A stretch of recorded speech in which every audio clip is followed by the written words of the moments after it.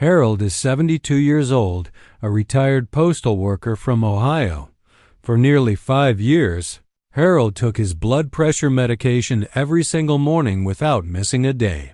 He trusted Dr. William. He followed the instructions. He never questioned the prescription, and for a while, everything seemed fine. But about 8 months ago, Harold's daughter started noticing something. Her father, a man who used to walk 3 miles every morning before breakfast, was now sitting in his recliner. By 10 a.m., exhausted, he stopped going to the hardware store on weekends. He told his grandchildren he was too tired to play in the yard. One Tuesday afternoon, Harold stood up from his kitchen chair and his legs buckled underneath him. He grabbed the counter just in time. His heart rate, when his daughter checked it, was 46 beats per minute. His family assumed it was just aging. Dr. William had never once mentioned that this could happen. But here is the truth that changed everything for Harold. It was not his age stealing his energy. It was his medication. Quietly and visibly, one pill at a time, slowing his heart to a level his body could no longer safely sustain. Harold was taking one of the 2 most commonly prescribed blood pressure medications for seniors. And the question that almost nobody thinks to ask is this: between Amlodipine and Metoprolol, which one is actually safer for an aging body? The answer is not what most people expect. And it depends on something Dr. William has probably never taken the time to explain to you. Today, we need to have this conversation. Before I compare these 2 drugs side by side, I need you to understand something fundamental. Because without this, nothing else I say today will land the way it should. The way your body handles blood pressure medication at 72 is fundamentally different from how it handled the same medication at 52. Not slightly different, profoundly different. And most doctors simply do not have the time in a 15-minute appointment to walk you through why. Here is what changes. After the age of 60, your artery walls begin to stiffen. They lose the elastic flexibility they had in your younger years. This means your systolic pressure, the top number, becomes increasingly difficult to control. It is the number most strongly linked to stroke, heart attack, and cognitive decline. And it is the number that makes choosing the right medication so critically important. But the changes go deeper than your arteries. Your liver, the organ responsible for processing and breaking down nearly every medication you take, slows down.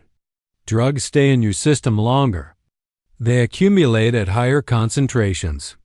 A dose that was perfectly safe at 55 can quietly become excessive at 73 without anyone adjusting it.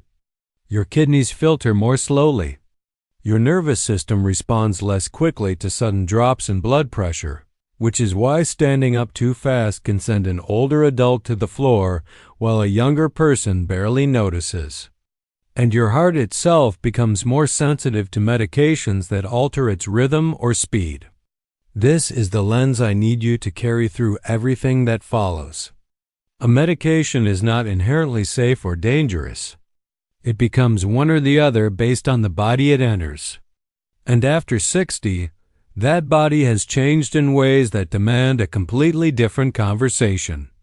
Let us start with Amlodipine because understanding how this drug works inside your body is the only way to evaluate whether it belongs in your daily routine.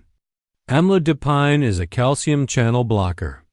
Now that term sounds complicated, but the mechanism is remarkably straightforward. Every time your heart beats, calcium flows into the muscle cells of your artery walls, causing them to contract and tighten. That tightening is what creates pressure. Amlodipine blocks a portion of that calcium from entering those cells. The result is that your artery walls relax, they widen, blood flows through with less resistance, and your blood pressure drops. For seniors specifically, this mechanism carries a particular advantage. Remember what I said about arterial stiffness after the age of 60? Your vessels are already harder and less flexible than they used to be. Amlodipine directly addresses that problem at its source. It targets the very stiffness that makes systolic pressure so stubborn and so dangerous in older adults. Clinical research has consistently shown that amlodipine is one of the most effective medications for lowering systolic pressure and reducing stroke risk in patients with coronary artery disease. Now here is the dosing detail that matters enormously. In younger adults, doctors often begin at 5 milligrams once daily. But for seniors, the recommended starting dose is lower, just 2.5 milligrams. This is not being overly cautious. This is respecting the fact that your liver processes this drug more slowly and your blood vessels are more responsive to sudden pressure changes. The dose can be increased gradually, typically every 1 to 2 weeks, up to a maximum of 10 milligrams, but only if your body tolerates each step comfortably. If you are finding this helpful so far, take a moment to hit that subscribe button and type the word SAFER in the comments. It helps me know you are here and following along. Now let us turn to the other side of this comparison, metoprolol. Because this drug works through an entirely different pathway, and understanding that difference is what separates an informed patient from one who simply swallows whatever is handed to them. Metoprolol is a beta blocker. Unlike amlodipine, which relaxes your artery walls, metoprolol goes directly to the heart itself. Your heart has receptors called beta-1 receptors that respond to adrenaline. Every time stress, exertion, or even just standing up sends adrenaline surging through your system, those receptors tell your heart to beat faster and harder. Metoprolol blocks those receptors. The heart slows down. Each beat becomes less forceful, and because the heart is pumping with less intensity, the pressure inside your blood vessels drops. For seniors who have already suffered a heart attack, who are living with heart failure, or who are managing an irregular heartbeat, this protective effect on the heart muscle can be genuinely life-saving. Metoprolol reduces the oxygen demand on a heart that is already under strain. In these specific situations, it is not just a blood pressure medication, it is cardiac armor. But the dosing for seniors requires serious caution. Doctors typically start at 25 to 50 milligrams of the succinate form, significantly lower than what a younger adult might receive. The dose is increased slowly, only as tolerated, and only with regular monitoring of heart rate. And here is the one rule that I need every single person watching this to understand. You must never stop metoprolol suddenly. Abrupt withdrawal can cause a dangerous rebound effect, a sudden surge in heart rate and blood pressure that can trigger chest pain, a cardiac event, or worse. Any change must be gradual and supervised by Dr. William. Now that you understand how each drug works, let us put them side by side because this is where the conversation gets personal. And I want to tell you about Eleanor to show you exactly why. Eleanor is 69 years old, a retired school teacher from Michigan. She had been taking metoprolol for 3 years. Over time, she developed crushing fatigue that made her feel decades older than she really was. Dr. William switched her to amlodipine. Within 2 weeks, the fatigue lifted. She felt like herself again. But within 6 weeks, her ankles had swollen so badly that she could not fit into any of her shoes. She told me it felt like trading one prison for another.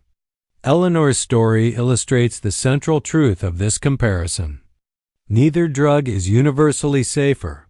Each one carries a distinct set of side effects that affect people differently depending on the body receiving them. Amlodipine's most common issue is peripheral edema, swelling in the ankles and feet. This happens because the drug relaxes arteries but not veins equally. Fluid pools in the lower body under the force of gravity. It is not a sign of heart failure or kidney damage, but it is uncomfortable.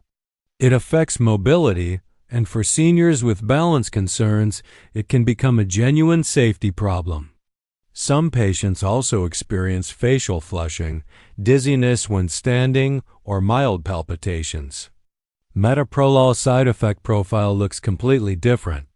Fatigue is the most frequently reported complaint. Patients describe a heaviness, a loss of drive that seeps into every part of their day. It can also slow the heart rate below safe levels, causing lightheadedness or fainting. And in seniors with lung conditions like COPD or asthma, it may restrict breathing even at moderate doses. Now that you understand how each drug works, let us put them side by side, because this is where the conversation gets personal. And I want to tell you about Eleanor to show you exactly why. Eleanor is 69 years old, a retired school teacher from Michigan. She had been taking metoprolol for 3 years. Over time, she developed crushing fatigue that made her feel decades older than she was. Dr. Williams switched her to amlodipine. Within 2 weeks, the fatigue lifted. She felt like herself again. But within 6 weeks, her ankles had swollen so badly that she could not fit into any of her shoes. She told me it felt like trading one prison for another. Eleanor's story illustrates the central truth of this comparison. Neither drug is universally safer. Each one carries a distinct set of side effects that affect people differently depending on the body receiving them. Amlodipine's most common issue is peripheral edema, swelling in the ankles and feet. This happens because the drug relaxes arteries but not veins equally. Fluid pools in the lower body under the force of gravity. It is not a sign of heart failure or kidney damage, but it is uncomfortable. It affects mobility, and for seniors with balance concerns, it can become a genuine safety problem. Some patients also experience facial flushing, dizziness when standing, or mild palpitations. Metoprolol side effect profile looks completely different. Fatigue is the most frequently reported complaint. Patients describe a heaviness, a loss of drive that seeps into every part of their day. It can also slow the heart rate below safe levels, causing lightheadedness or fainting. And in seniors with lung conditions like COPD or asthma, it may restrict breathing even at moderate doses. Now we enter territory that I genuinely believe is the most underappreciated danger in senior healthcare today. Because the risk of either medication does not exist in isolation, it exists in the context of every other pill sitting in your medicine cabinet. And for most seniors, that cabinet is not empty. The average adult over the age of 65 takes 4 or more prescription medications every day. Many take 6, 8, or even 10. Each one was prescribed individually, often by different doctors. Each one was considered safe on its own. But when these drugs share the same metabolic pathways inside your body, they begin competing with each other. And that competition can turn a safe medication into a dangerous one without anyone noticing. Amlodipine is processed in your liver by a specific enzyme called CYP3A4. This same enzyme is responsible for breaking down dozens of other commonly prescribed medications. Certain antibiotics, antifungal medications, and even grapefruit juice can interfere with this enzyme, causing amlodipine to accumulate in your bloodstream at higher levels than intended. The result is amplified side effects, more swelling, more dizziness, a greater risk of falls, all from an interaction that nobody warned you about. Metoprolol carries its own interaction risks. When combined with other heart medications, such as digoxin or stacked alongside additional blood pressure medications, it can slow your heart rate to critically low levels. The fatigue becomes more severe. The risk of fainting increases dramatically, and the margin of safety narrows significantly. Here is the part that concerns me the most. These interactions are not rare or unusual cases. They are happening right now in millions of seniors whose medication lists have never been reviewed as a complete picture. Individual prescriptions are evaluated in isolation. The cumulative risk remains invisible to everyone, including the patient. So, with everything we have covered, what do the experts actually recommend? Because this is where the clinical evidence meets real-world decision-making. And the answer is more nuanced than most people expect. The American College of Cardiology, the American Heart Association, and the European Society of Hypertension all agree on one fundamental principle. Blood pressure targets for seniors must be individualized. For otherwise healthy older adults, aiming for a systolic blood pressure below 130 is generally recommended. But for frail seniors managing multiple medical conditions, a less aggressive target may actually produce better outcomes. Pushing blood pressure numbers too low in a fragile body can cause more harm than the high blood pressure itself. Now, here is where the two medications clearly separate in the clinical guidelines. Amlodipine is consistently positioned as a first-line treatment option for seniors with uncomplicated hypertension. Its ability to directly address arterial stiffness, reliably lower systolic blood pressure, and reduce the risk of stroke places it at the front of nearly every major treatment algorithm for older adults. Metoprolol occupies a completely different position. It is not recommended as the first choice for straightforward high blood pressure in seniors. Instead, the guidelines reserve it for situations where the heart itself requires targeted protection. A previous heart attack, documented heart failure, or a diagnosed cardiac arrhythmia. In these specific clinical situations, Metoprolol's ability to slow the heart and reduce the heart's oxygen demand makes it not only appropriate, but essential. The critical takeaway is this: the guidelines do not declare one medication universally better than the other. They make it clear that the right medication depends entirely on why your blood pressure needs treatment in the first place. The diagnosis behind the prescription matters just as much as the prescription itself. If this distinction is making things clearer for you, type the word guidelines in the comments and make sure you are subscribed so you do not miss what comes next. So let me answer the question you came here for. Between amlodipine and metoprolol, which one is actually safer for seniors? Here is the honest answer. Neither medication is inherently safer. The safer medication is the one that matches your specific body, your specific heart, and your specific health history. Amlodipine is a stronger choice when your primary issue is high blood pressure caused by stiff aging arteries and there is no underlying heart condition that requires additional protection. Metoprolol becomes a stronger choice when your heart has already been damaged, when your heart rhythm is unstable, or when reducing the heart's workload is the priority above everything else. But knowing this is not enough. You need to walk into your next appointment prepared to have the conversation that ensures Dr. William is making this decision with your complete health picture in mind. So, here are 5 questions I want you to write down, save on your phone, and bring to every medication review from this day forward. Question 1. Based on my specific health profile, is this medication the most appropriate first-line option for someone my age? Question 2. What side effects should I watch for during the first 4 weeks, and at what point should I contact you? Question 3.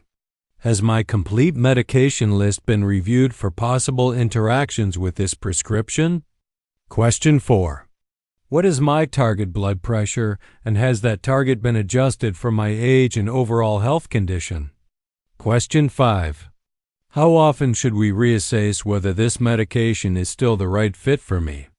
And is there a point where we should consider lowering the dose or switching to another medication? Any physician who values your partnership in your own health care will welcome these questions. They will not see you as a difficult patient. They will see you as an informed one.